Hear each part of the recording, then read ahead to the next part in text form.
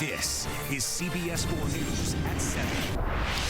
New tonight in the tragic death of young Miya Marcano. How was the suspect, Armando Caballero, able to get master keys and possibly get into the 19-year-old's apartment to allegedly abduct her? Well, joining us now is Mike Haggard. He's an attorney with the Haggard law firm in Coral Gables. He specializes in negligence cases like this one. Michael, thank you so much for joining us tonight. So what responsibilities do apartment complexes and even to an extent hotels have when it comes to the security of guests and residents there? Well, they have the ultimate responsibility. They have to keep the premises safe. And, you know, in this case, like you were talking about, they gave a master key to someone who actually had a criminal record. And that's really unfathomable. And for an apartment complex to do that when you have longer leases where you can simply call maintenance when you have a problem is truly unacceptable. So who should have access to the master keys and what protocol should be in place for their usage?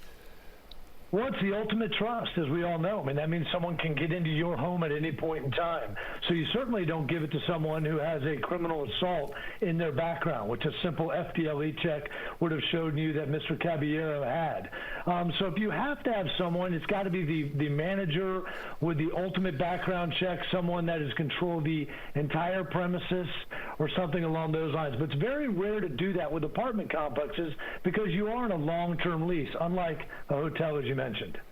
What about security cameras in complexes like Marcano's? I mean, obviously there's the expectation of privacy and the people who live there don't want to feel like they're being recorded at all times, but shouldn't security have seen some of what was going on here?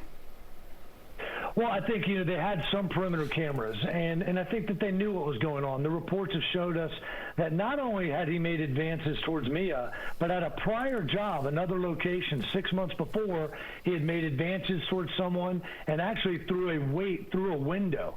And everyone was on notice of that, of his creepy behavior, and they did nothing. You have a duty to understand what your employees are doing and what threats that they pose towards your tenants, and a co-employee, which is what Miya was to Mr. Caballero. This case has touched so many people, Mike. What other red flags are there that we think we can take from this case to improve security for people in situations like this?